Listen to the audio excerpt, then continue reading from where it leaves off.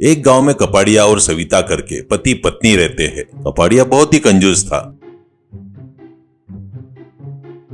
उसमें कपाड़िया के गांव में मछलियां बहुत सस्ते मिलने से वो बीच पर ही बड़े तवे में रखकर उसमें फिश फ्राई बनाकर बेचता था।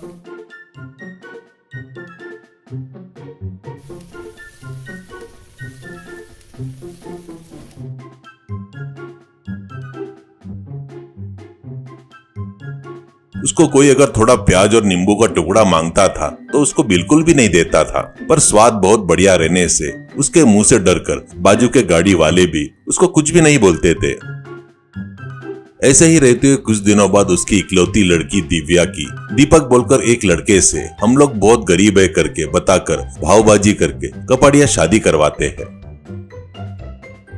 ऐसे ही रहते हुए एक दिन दिव्या से दीपक, अरे दिव्या, नए दामाद को त्योहार पर बुलाने के लिए तेरे माँ बाप कोई भी नहीं आए करके पूछता है। तो दिव्या, अरे सुनो जी, आपको एक बात बताना है। मेरे पिताजी बहुत कंजूस है, बिल्ली को भी भीख नहीं देते। हमको बहुत जायदाद है और मैं इकलौती लड़की हूँ।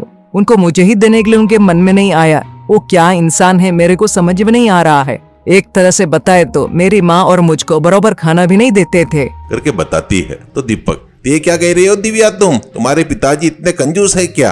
फिर इतनी एक्टिंग की है ना, क्यों फिर तुम्हारी पढ़ाई कैसे पूरी हुई करके कहता है। तो दिव्या, हमारे मामा लोग बहुत अच्छे हैं। वही लोग मिलकर पैसे देकर मुझे पढ़ाए हैं और शादी के लिए भी उन्होंने ही पैसे दिए।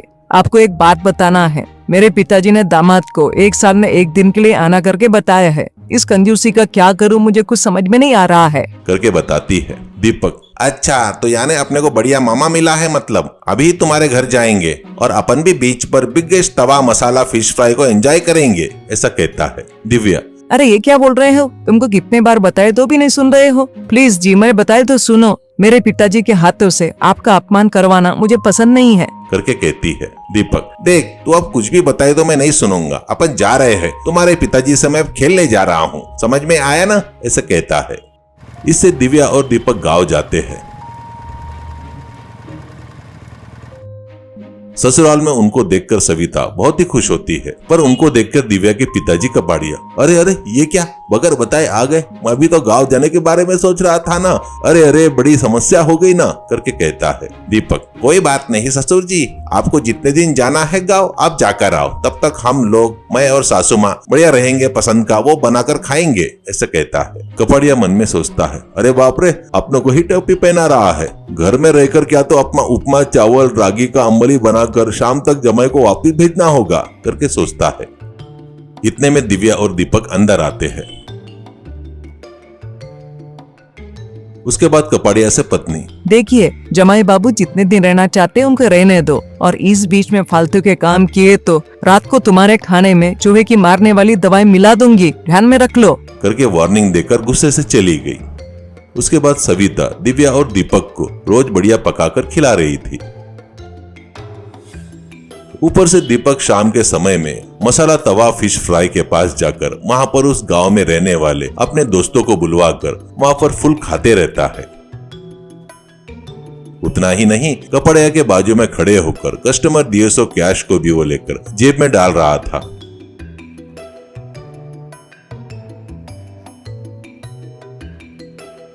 इससे ये सब देखकर कपड़िया बर्दाश्त नहीं कर पा रहा था।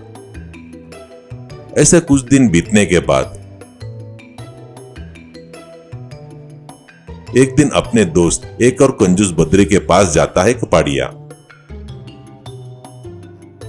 और उससे कपाड़िया, अरे यार ये जमाई क्या है रे, ऐसे चिपक गया, घर में पूरा खाना दबा रहा है और शाम को दोस्तों को लेकर आकर फ्री में फिश फ्राई खा रहा है, उसमें से आने वाले पैसे भी दबा रहा है। मुझे ये सब देखकर भाग जाने का मन कर रहा है रे, ऐसे बोलता है। तो बद्री, क्या रे ऐसे फालतू की बातें कर रहा है? अपने जैसे कंजूस लोग डरना नहीं चाहिए, अपना पैसा खाने वालों को भगा देना चाहिए, वो पत्नी हो, लड़की हो या कोई भी हो। वैसे भी तेरे जमाई को तवा फिश फ्राई बहुत पसंद है बोल रहा है ना, रोज वही बना कर दे, वो रोज खा खा कर ऊब जाकर वहाँ से भाग जाएगा। ऐसा कहने से खुश होकर कपाड़िया घर पर वापिस आता है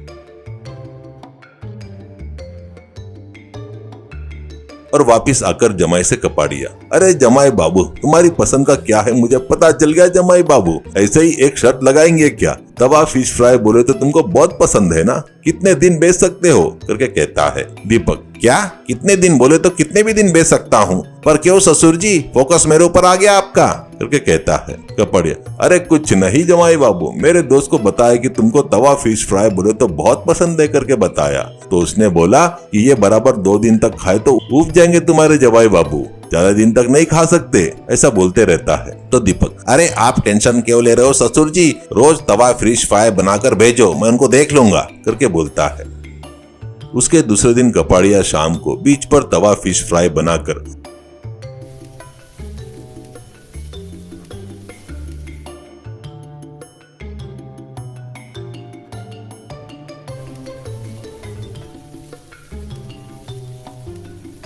घर पर टोकने में भेजता है।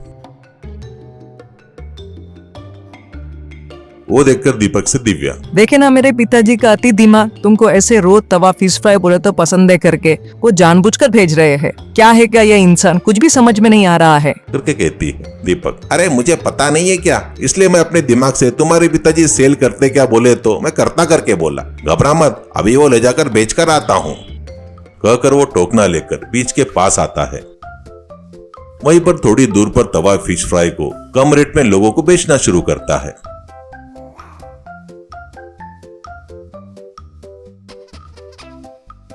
इसे धीरे धीरे वहां पर आने वाले विजिटर कपाड़े के पास जाना छोड़कर दीपक के पास से खरीदना शुरू करते हैं। ऐसे महीना भर होने के बाद एक दिन अचानक दीपक को देखकर कपाड़िया वहां पर जाता है।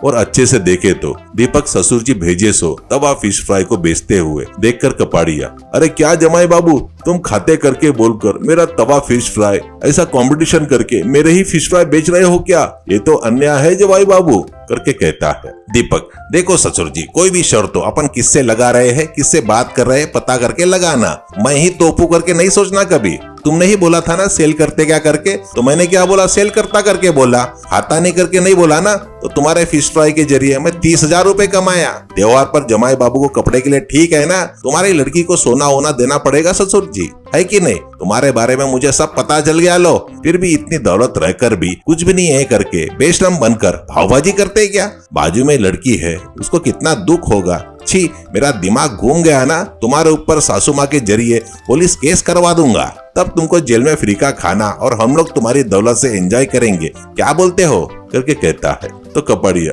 अरे रहने दो जवाई बाबू, ऐसे वायलेंट डिसीजन अपने को नहीं चाहिए, बढ़िया एंजॉय करके जाओ, अरे उतना ही नहीं, तुम्हारे मन में जब भी आए तो आकर जाओ, कहकर वहां से चला गया।